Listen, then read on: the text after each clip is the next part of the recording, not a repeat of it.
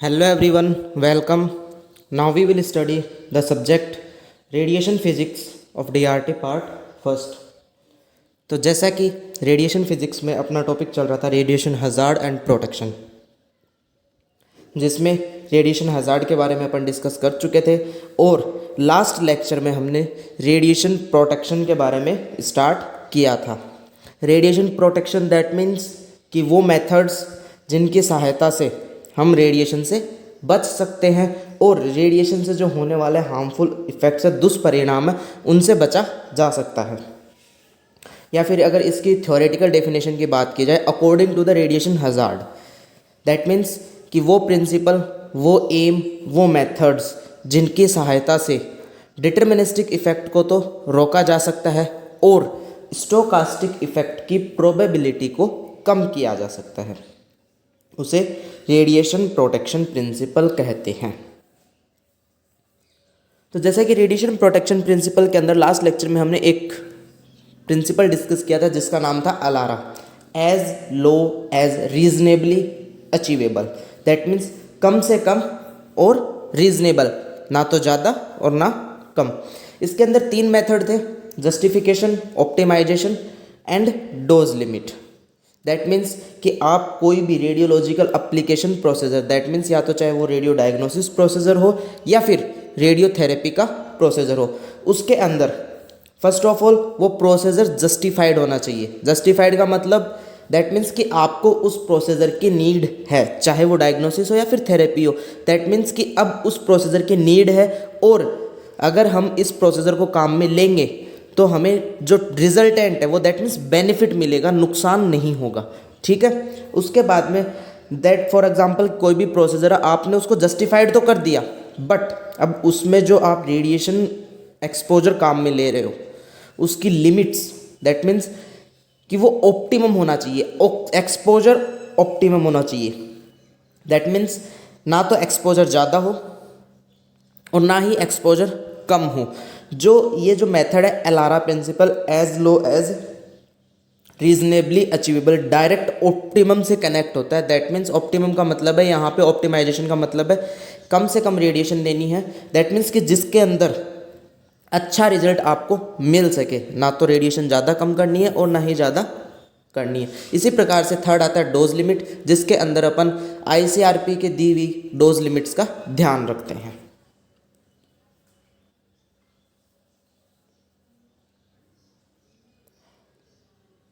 अब जैसा कि मैंने आपको बताया था कि सेकंड प्रिंसिपल, जिसके बारे में अपन ने थोड़ा सा डिस्कस किया था लास्ट लेक्चर के अंदर एंडिंग में, जिसे कार्डिनल प्रिंसिपल कहा जाता है। अब कार्डिनल प्रिंसिपल के अंदर 3 मेथड आते हैं। First time, second distance, third shielding. ध्यान रखना एग्जाम के अंदर शॉर्ट में इसे TDS भी कहा जाता है, time distance shielding, TDS radiation protection principle. अगर एग्जाम में TDS के नाम से क्वेश्चन आता है तो आपको कार्डिनल प्रिंसिपल ही एक्सप्लेन करना है। TDS radiation protection principle is also known as cardinal principle. अब यहाँ पे 3 चीज़ें हैं, एक टाइम, एक डिस्टेंस और एक शील्डिंग। अगर इनके बारे में डिस्कस किया जाए तो दैट मीन्स एक्सपोजर का जो टाइम है उसको कम करके हम रेडिएशन से बच सकते हैं। एक्सपोजर का जो सोर्स है, जहाँ पे एक्सपोजर रखा हुआ है, सोर्स जो रेडियो एक्टिव सोर्स है वो रखा हुआ है, उससे अपन डिस्टेंस मेंटेन करके रेडिएशन से बच सकते हैं। और इसी के साथ साथ शील्डिंग, दैट मीन्स कि हैवी एटॉमिक नंबर के जो मटेरियल्स हैं उनको काम में लेके खुद को सील्ड करके, या फिर कोई पेशेंट है जिसका फॉर एग्जांपल आपको एब्डोमेन का एक्सरे करना है तो आप एब्डोमेन के अलावा बाकी के पार्ट्स को सील्ड करके उस पेशेंट को रेडिएशन से बचा सकते हो और खुद को भी सील्ड करके आप, दैट मीन्स यहाँ पे वर्कर जो है वो खुद को सील्ड करके वर्कर भी रेडिएशन से बच सकता है। तो ये 3 प्रकार के मेथड है। फाइनली समझ में आपको आ चुका है इसके अंदर, बट इसकी थ्योरी डिस्कस करना अपनी बाकी है, तो अपन इसकी थ्योरी डिस्कस कर लेते हैं।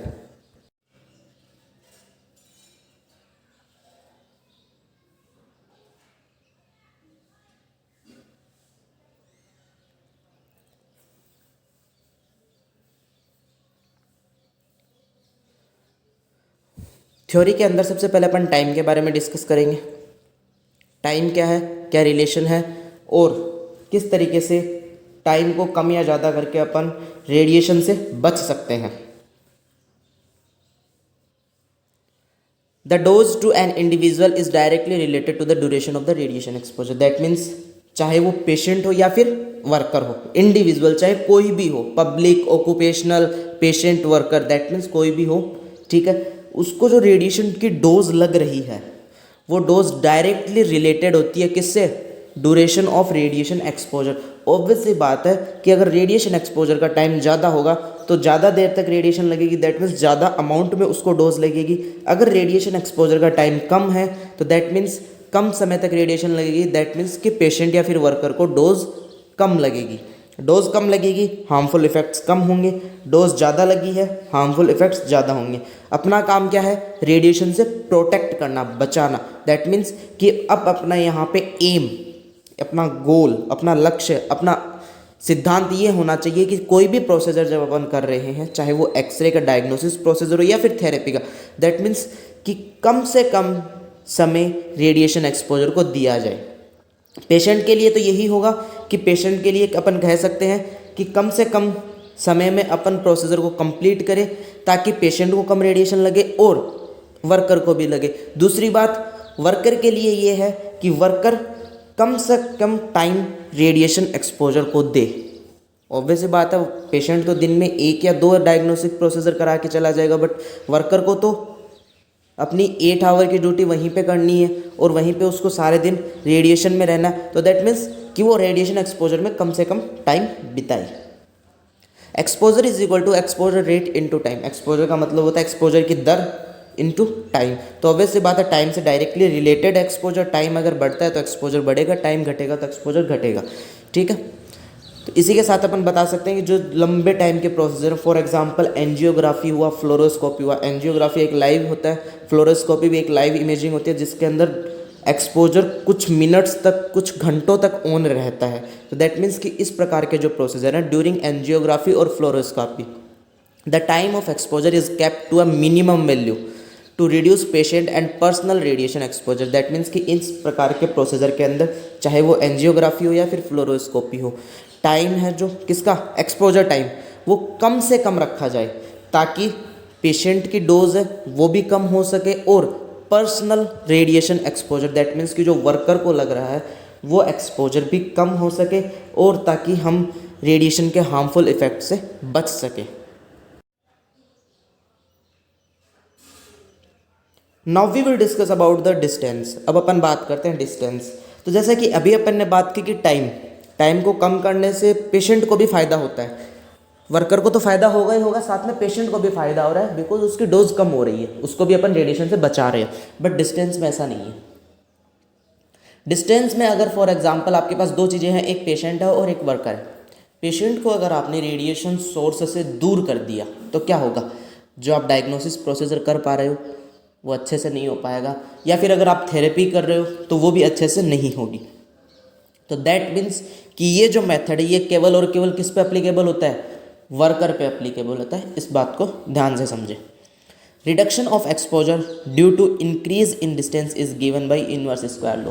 दैट मीन्स कि जैसे जैसे अपन डिस्टेंस बढ़ाते हैं वैसे वैसे एक्सपोजर कम होता है। ये चीज़ किस रूल के थ्रू प्रूव होती है या फिर कौन से रूल से रिलेट करती है, और ये रूल का नाम है इनवर्स स्क्वायर लॉ।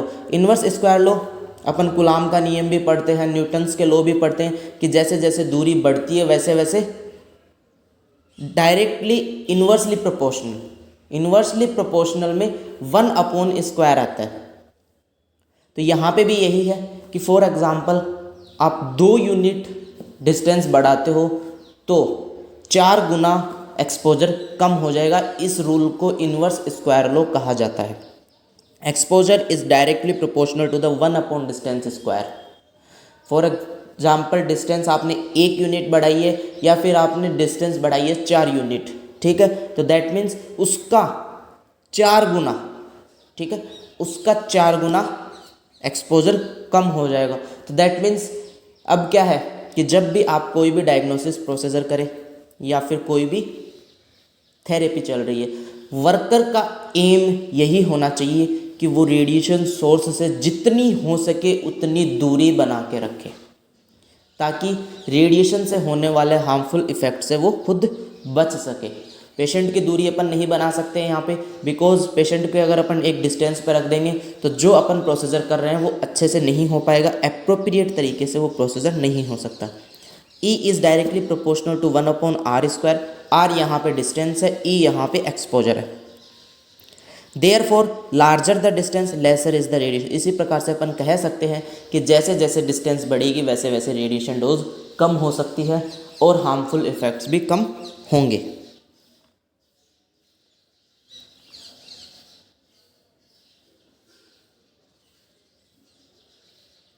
तो ये अपने फर्स्ट दो मेथड्स थे, टाइम और distance. Now we will discuss about the third method which is known as shielding of cardinal principle. That means कि कार्डिनल प्रिंसिपल का जो थर्ड मेथड है जिसे शील्डिंग कहा जाता है, उसके बारे में अब अपन डिस्कस करेंगे। शील्डिंग का मतलब है शील्ड करना, शील्ड बचाव। शील्ड का आपको एक एग्जांपल देता हूँ बहुत अच्छा, जिसे शील्ड कहा जाता है। नॉर्मली पहले जो राजा महाराजा हुआ करते थे, जब वो युद्ध करते थे तो उनके एक हाथ में तलवार हुआ करती थी और एक हाथ के अंदर एक सर्कुलर टाइप के अंदर मेटल का हार्ड इंस्ट्रूमेंट हुआ करता था, जो कि खुद को बचाने के काम में आता था, ताकि दुश्मन वार करे तो उससे बचा जा सके, उसे शील्ड कहा जाता है। यही इसी प्रकार से रेडिएशन के अंदर, रेडिएशन डिपार्टमेंट के अंदर वो इक्विपमेंट जिनकी सहायता से वर्कर या फिर पेशेंट अपने आप को रेडिएशन से बचा सकते हैं, दैट मीन्स उन्हें शील्ड कहा जाता है। दैट मीन्स कि जो रेडिएशन है वो उनको भेद के, उनको पेनिट्रेट करके आपके पास नहीं पहुंच सकती है, उन प्रकार के इक्विपमेंट्स को शील्ड कहा जाता है। Shielding between the radiation source and the worker greatly reduces the level of radiation exposure. That means कि शील्डिंग की सहायता से हम अच्छा खासा रेडिएशन डोज कम कर सकते हैं, रेडिएशन से अच्छे तरीके से बचा जा सकता है। ऑब्वियस सी बात है, टाइम भी देखा आपने, डिस्टेंस भी देखा, बट एक शील्डिंग ऐसा है इक्विपमेंट है, आप शील्ड साथ में लेके या फिर शील्ड को काम में लेके आप मैक्सिमम टाइम तक भी रेडिएशन एक्सपोजर में रह सकते हो और रेडिएशन सोर्स के पास भी रह सकते हो। तो दैट मीन्स कि शील्डिंग मोर इम्पोर्टेंट है। शील्डिंग की सहायता से आप रेडिएशन से बच रहे हो और आप अपना काम भी अच्छे से कर सकते हो। Exposure of worker is directly proportional to 1/4 shielding. That means कि अगर जितनी आप शील्डिंग बढ़ाओगे उतनी जो वर्कर का एक्सपोजर है वो कम होगा। अगर शील्डिंग कम की आपने तो ऑब्वियस सी बात है वर्कर को एक्सपोजर ज़्यादा लगेगा। अब जैसा कि अगर अपन यहाँ पे बात कर रहे हैं कि शील्डिंग मटेरियल रेडिएशन को भेद नहीं सकता, रेडिएशन अपने तक पहुँच नहीं सकती, तो दैट मीन्स कि यहाँ पे क्या है, जो शील्डिंग मटेरियल अपन काम में लेते हैं वो हाई एटॉमिक नंबर का बना होता है, हैवी मेटल का बना होता है, भारी, और उसका जो एटॉमिक नंबर होता है वो ज़्यादा होता है, ताकि जितनी भी रेडिएशन आ रही है, जो भी एनर्जी आ रही है, उसको वो एब्जॉर्ब कर ले और पेशेंट या वर्कर तक ना पहुँचने दे। ज़्यादातर शील्डिंग मटेरियल्स वर्कर के काम में लिए जाते हैं, बट कई बार पेशेंट को भी काम में, दैट मीन्स पेशेंट के ऊपर भी शील्डिंग मटेरियल काम में लिए जा सकते हैं। जैसे कि आपको जिस पार्ट का एक्सरे करना है, केवल आप उसी पार्ट को ओपन रखें, वही रेडिएशन के एक्सपोजर में आए। बाकी के अदर जो बॉडी ऑर्गन के पार्ट्स हैं जो कि बहुत ज़्यादा सेंसिटिव है रेडिएशन से, उनको आप शील्डिंग मटेरियल से कवर कर सकते हो, शील्ड कर सकते हो, बचा सकते हो। Material used in this process is called, that means कि इस प्रोसेस में जो मटेरियल अपन काम में लेते हैं उसे शील्ड कहा जाता है। Mostly high atomic number material like lead और concrete cement are used for the shielding. That means कि ज़्यादातर इस प्रकार के मटेरियल के लिए या तो लेड काम में लेते हैं या फिर अपन कॉन्क्रीट सीमेंट काम में लेते हैं शील्डिंग के लिए। अब बात आती है कि लेड का, तो अपन बात कर सकते हैं कि लेड एप्रोन पहनेंगे, लेड ग्लव्स पहनेंगे, लेड ग्लास पहनेंगे, लेड गॉगल्स पहनेंगे, बट कॉन्क्रीट सीमेंट कहाँ काम आती है? कॉन्क्रीट सीमेंट आती है वॉल बनाने, दीवार बनाने के अंदर। जो आपका रेडियोलॉजी डिपार्टमेंट है उसकी जितनी भी दीवारें होती हैं, जैसा कि डार्क रूम में भी अपन ने पढ़ा था, जो दरवाजे होते हैं, बैरियर्स होते हैं, ये सब लेड के बने होते हैं या फिर कॉन्क्रीट सीमेंट के आप बैरियर्स बना सकते हो। Example of shielding devices, shielding devices के एग्जाम्पल देते हैं जिन्हें शील्ड कहा जाता है। लेड एप्रोन, लेड एप्रोन एक कोट के तरीके से होता है जो कि वर्कर पहनता है उसे जब वो रेडिएशन के जो भी प्रोसीजर करता है, लेड का बना होता है। ही लेड ग्लास, आँखों के लिए लेड ग्लव्स, हाथों के लिए लेड रबर फ्लैप्स, फ्लोरोस्कोपी की मशीन के अंदर लगे होते हैं लेड के रबर के फ्लैप्स। गोनाड शील्ड, गोनाड्स के लिए लेड बैरियर्स, ताकि पूरा का पूरा जो एक वर्कर है पेशेंट, वो दैट मीन्स वर्कर है, वो उन लेड बैरियर के पीछे जाके खुद को रेडिएशन से बचा सके। कॉन्क्रीट वॉल, ताकि अपन पब्लिक को रेडिएशन से बचा सके। तो ये कुछ प्रिंसिपल थे, मेथड थे रेडिएशन प्रोटेक्शन के। अब अपना थर्ड और लास्ट प्रिंसिपल बचता है रेडिएशन प्रोटेक्शन का, उसके बारे में भी अपन डिस्कस कर लेते हैं। दो प्रिंसिपल अपने यहाँ पे कंप्लीट हो चुके हैं, एक अलारा प्रिंसिपल और एक cardinal principal.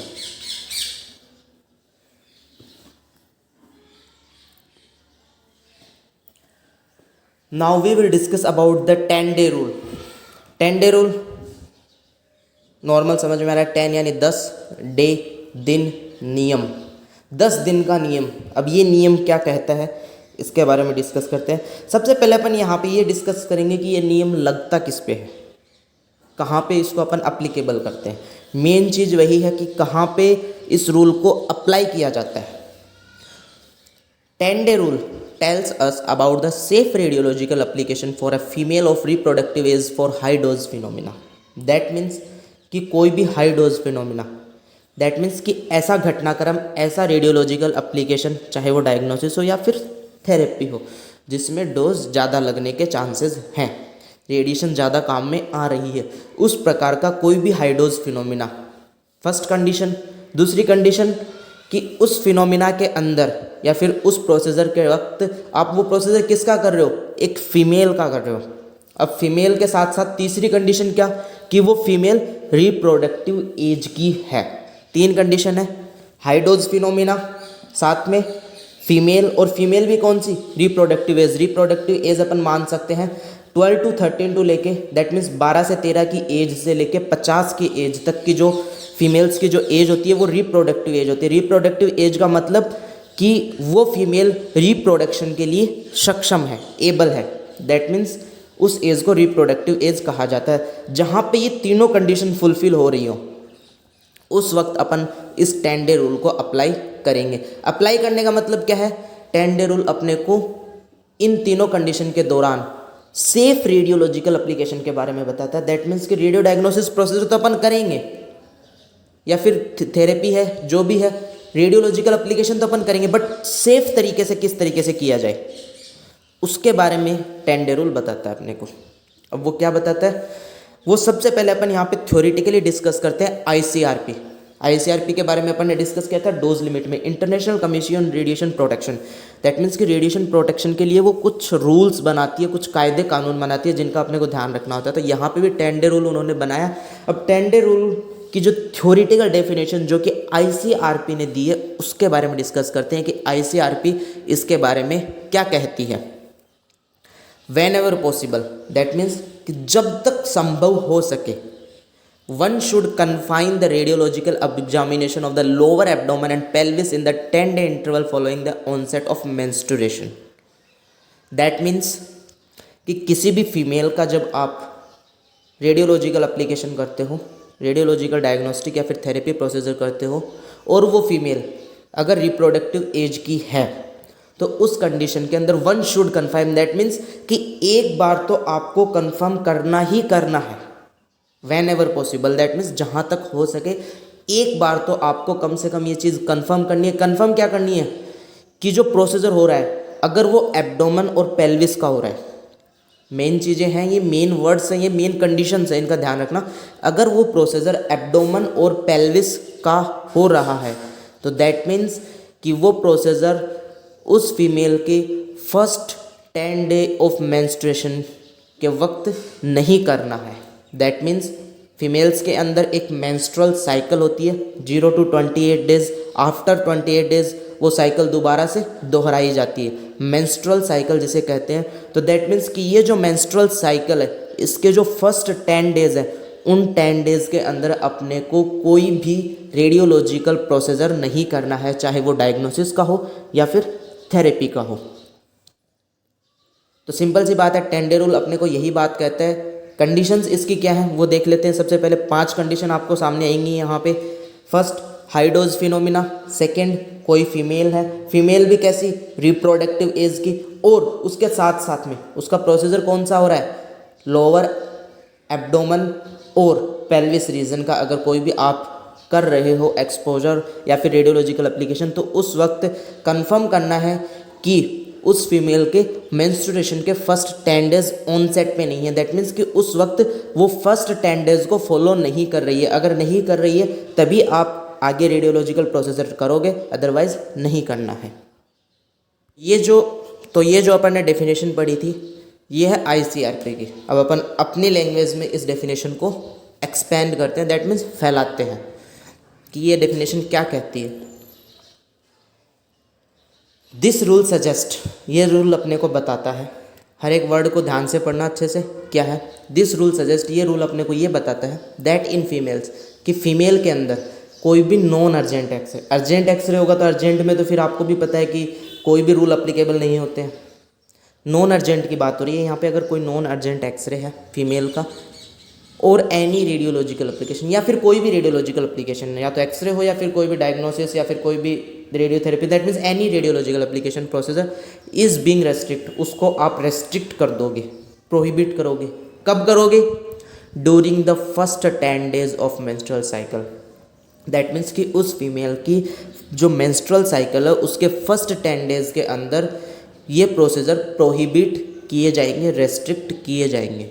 And during this period, और इस पीरियड के दौरान, an x-ray of lower abdomen and pelvis could harm her developing follicles inside the ovaries. That means कि ओवेरी के अंदर, इनसाइड द ओवेरी, ओवेरी के अंदर जो भी डेवलपिंग फॉलिकल्स हैं वो हार्म हो सकते हैं। कब, अगर आप इस पीरियड के अंदर, during this period an x-ray of lower abdomen and pelvis, that means कि इस पीरियड के अंदर अगर लोअर एब्डोमेन और पेल्विस का एक्सरे किया जाए तो ओवेरी के अंदर जो डेवलपिंग फॉलिकल्स हैं वो हार्म हो सकते हैं, और ऐसा अपने को नहीं करना है, बिकॉज हार्मफुल इफेक्ट्स जनरेट नहीं करने हैं। एंड द फर्टिलाइज्ड ओवम, और फॉर एग्जाम्पल अगर वहाँ पे फर्टिलाइजेशन हो रखा हो, दो कंडीशन है ना, first condition normal developing follicles भी हार्म हो सकते हैं, ये तो कंडीशन है जब फर्टिलाइजेशन नहीं हो, बट कई बार कंडीशन फर्टिलाइजेशन की भी हो सकती है, बिकॉज जो फीमेल है वो रिप्रोडक्शन के एबल भी है। तो दैट मीन्स कि फर्टिलाइजेशन की अगर प्रोसेस हो चुकी है तो वहाँ पे आपको ओवम मिलेगा, दैट मीन्स यूट्रस के अंदर ओवम होगा, और ओवम को अगर रेडिएशन लगी दैट मीन्स वहाँ पे स्टेम सेल्स होती हैं, और स्टेम सेल्स के बारे में अपन ने स्टार्टिंग में डिस्कस किया था कि वो बहुत ज़्यादा रेडियो सेंसिटिव होती है। तो that means the fertilised ovum to be implanted in the endometrium layer of the uterus. That means कि जो यूट्रस की जो एंडोमेट्रियम लेयर है उसके अंदर जो ओवम, फर्टिलाइज्ड ओवम इम्प्लांटेड है वो भी हार्म हो सकता है। दो चीज़ें हार्म हो सकती हैं, developing follicles inside the ovaries and the fertilised ovum implanted in the endometrium layer of the uterus. Endometrium layer है जो यूट्रस की, उसमें जो ओवम है वो भी हार्म हो सकता है। ये तो बात हुई नॉन अर्जेंट एक्सरे की, बट अगर अर्जेंट एक्सरे आ जाए तो क्या करना है उसके बारे में भी डिस्कस कर लेते हैं। An urgent x-ray of any part of her body except the pelvic region, that means कि पेल्विक रीजन को छोड़ के कोई भी अर्जेंट एक्सरे करना है फीमेल का, पेल्विक रीजन को छोड़ के, that means extremities, lower extremities, upper extremities, chest या फिर हेड वगैरह, जो अपना लोअर पेल्विक रीजन है उसको छोड़ के जितने भी अगर एक्सरे करने तो क्या करोगे, कैन बी डन, उनको अपन कर सकते हैं। किस तरीके से, by the using of shielding material, by shielding the pelvic region with a lead apron. Lead apron की सहायता से आप क्या कर सकते हो, पेल्विक रीजन को कवर कर सकते हो, शील्ड कर सकते हो, और देन आप जो अदर पार्ट है उनका एक्सरे आसानी से कर सकते हो या फिर कोई भी रेडियोलॉजिकल एप्लीकेशन प्रोसीजर कर सकते हो। दैट मीन्स कि शील्डिंग मटेरियल की सहायता से आप फीमेल का अर्जेंट एक्सरे कर सकते हो। अब हम बात करते हैं अगर फर्टिलाइजेशन हो जाता है तो उस कंडीशन में क्या होगा, अगर आपने एक्सरे कर दिया। फॉर द इनिशियल 10 डेज, जो स्टार्टिंग के 10 डेज होते हैं जिनकी अपन बार बार में बात कर रहे हैं, 10 दिन में आपको एक्सरे नहीं करना है, उसमें होता है कि initial 10 days embryo is in pre implanted, embryo अपनी प्री इम्प्लांटेड स्टेज में रहता है, and it contains only few cells, और यहाँ पे कुछ ही सेल्स होती हैं और इन सेल्स को स्टेम सेल्स कहा जाता है। If these cells are damaged, अगर ये सेल डैमेज्ड होगी तो क्या होगा, एम्ब्रियो इज डीजनरेटेड और रीएब्जॉर्ब, दैट मीन्स कि जो एम्ब्रियो वो वहीं पे डैमेज हो जाएगा और एंडोमेट्रियम लेयर उसको रीएब्जॉर्ब कर लेगी। दैट मीन्स कि फर्टिलाइजेशन की प्रोसेस तो हुई, बट एक रेडिएशन के छोटे से प्रोसेसर के कारण वो जो फीमेल वो प्रेगनेंसी कंसीव नहीं कर सकती है और वहाँ पे हार्मफुल इफेक्ट्स देखने को मिल सकते हैं। All or none rule is applicable in this phase. इस फेज के अंदर कौन सा रूल अप्लाई होता है? All or none rule. अब ये ऑल और नन रूल क्या कहता है? ये रूल यह कहता है कि जब इन स्टेम सेल्स को, इस एम्ब्रियो को, इस जाइगोट को, इस ओवम को जब रेडिएशन लगती है तो वहाँ पे दो ही प्रोसीजर होते हैं, दो ही कंडीशन होती है। या तो वो ओवम डीजनरेट हो जाएगा, डैमेज हो जाएगा पूरी तरीके से, वहाँ पे आपको हार्मफुल इफेक्ट्स देखने को मिलेंगे। दूसरा, उस ओवम पे या फिर उन स्टेम सेल्स पे कोई भी फर्क नहीं पड़ेगा। ऑल और नन का मतलब है ऑल मैन, दैट मीन्स या तो पूरे तरीके से वहाँ पे आपको हार्मफुल इफेक्ट्स देखने को मिलेंगे या फिर नन, कोई भी इफेक्ट देखने को मिलेगा नहीं मिलेगा। That means all or none rule यहाँ पे इस फेज में अप्लाई होता है। तो ये 3 प्रकार के रूल थे जो अपन मेनली रेडिएशन प्रोटेक्शन में डिस्कस करते हैं। यहीं पे अपना रेडिएशन प्रोटेक्शन कंप्लीट भी होता है। फर्स्ट अलारा प्रिंसिपल, जिसमें जस्टिफिकेशन, ऑप्टिमाइजेशन और डोज लिमिट के बारे में डिस्कस किया जाता है। कार्डिनल प्रिंसिपल, जिसके अंदर टीडीएस भी जिसे कहा जाता है, टाइम, डिस्टेंस एंड शील्डिंग। और लास्ट आता है 10 डे रूल, जो कि एक रिप्रोडक्टिव एज की जो फीमेल होती है उसके लिए अप्लाई करते हैं अपन। दैट मीन्स कि जो मेंस्ट्रुएशन का जो स्टार्टिंग के जो 10 डेज हैं उस वक्त कोई भी रेडियोलॉजिकल एप्लीकेशन प्रोसीजर नहीं किया जाता है। Thank you so much.